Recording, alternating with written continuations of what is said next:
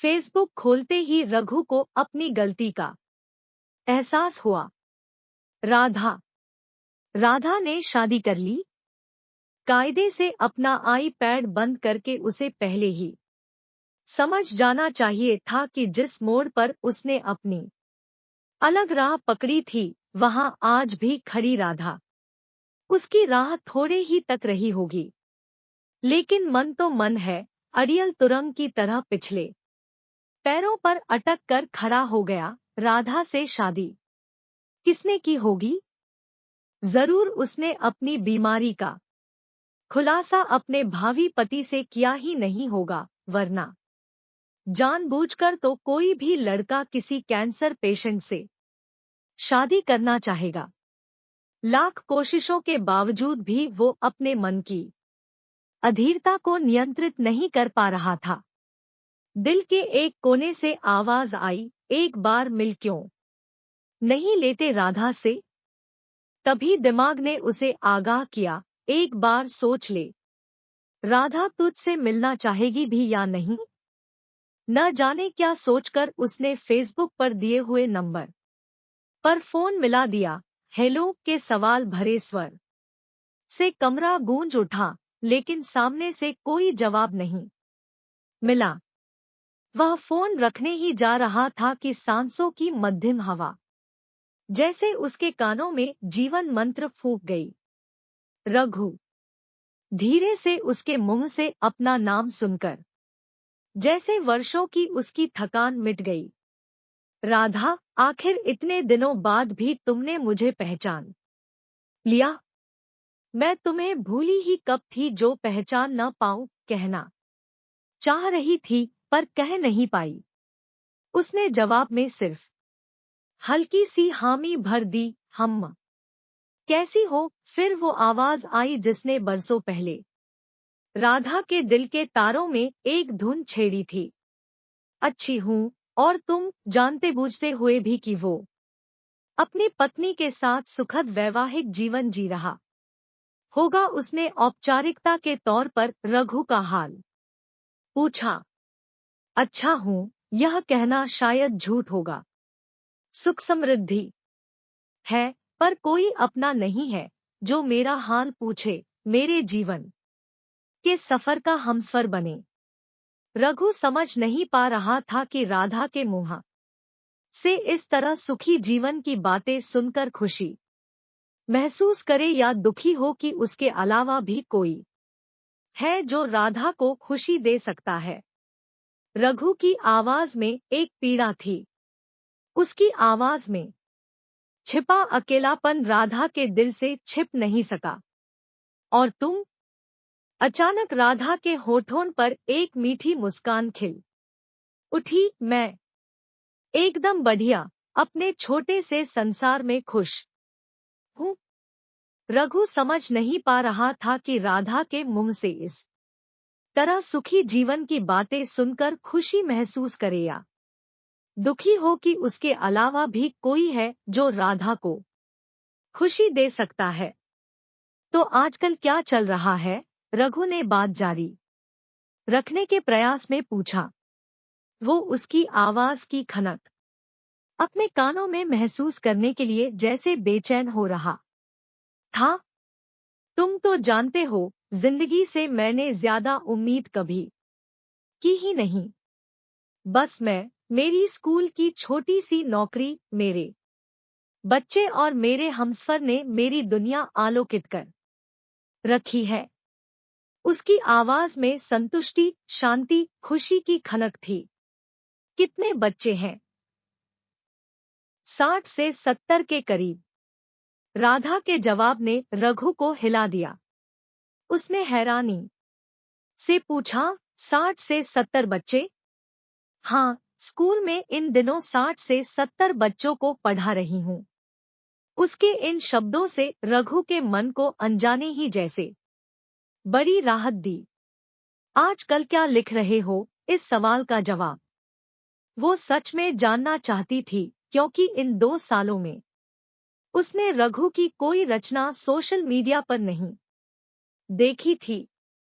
लिखना तो हमने उसी दिन छोड़ दिया जिस दिन हमने अपना कीमती श्रोता खोया था। रघु से ऐसे जवाब की उम्मीद शायद राधा को नहीं थी। क्यों इतने दिनों बाद अचानक उसकी आवाज सुनना, उसकी बातों में छिपी प्यार भरी शरारत, दबी जुबान में इजहार मोहब्बत करना, उसकी सभी आदतें वही थी जो 5 साल पहले उसने कॉलेज के गलियारों में महसूस की थी। रघु, शब्दों के जादूगर होने का खिताब आज भी तुम्हारे पास वैसा ही है जैसा उस दिन था जब ओकोलॉजिस्ट डॉक्टर शर्मा की हर दलील को तुम्हारे माता पिता ने झूठा सिद्ध कर दिया था और तुमने भी उनका विरोध करने के बजाय चुप्पी साध ली थी।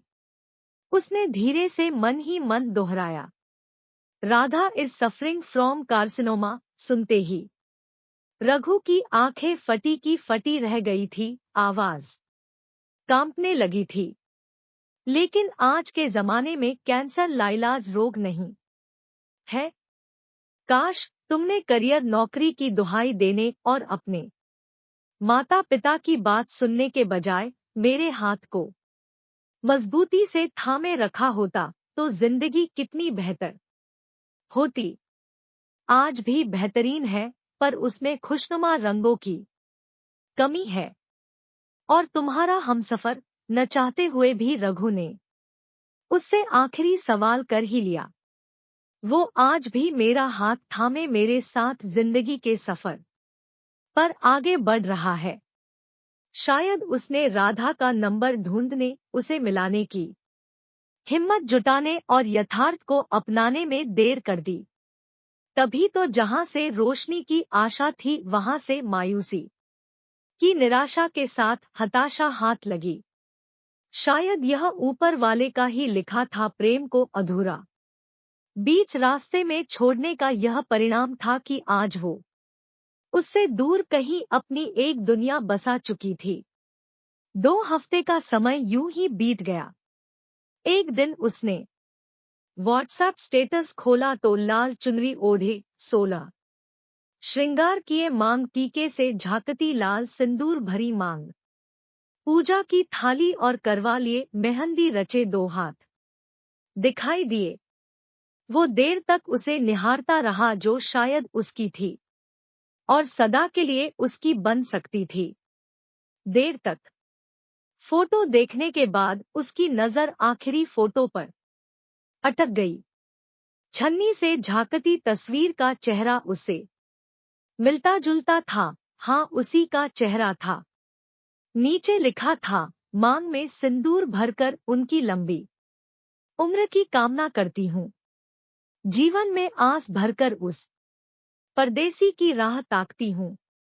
लोग पूछते हैं किसके नाम का सिंदूर मांग में भरती हूँ। अब उन्हें क्या बताऊं मैं किस प्रिय की राह देखती हूँ। हर रिश्ते का नाम नहीं होता और हर नाम का रिश्ता नहीं होता।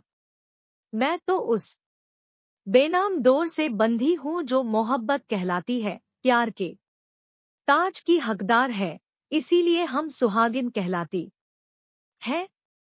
शब्दों का मोहजाल उसे बांध गया।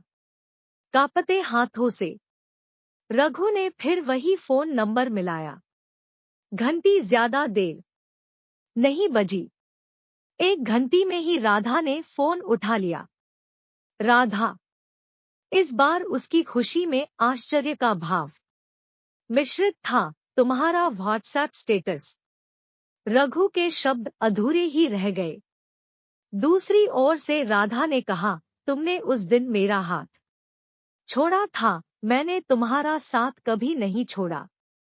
मैं प्रेम की सुहागन हूँ, जो एक बार हमसफर का हाथ थामती है तो उसका साथ आखिरी सांस तक निभाती है।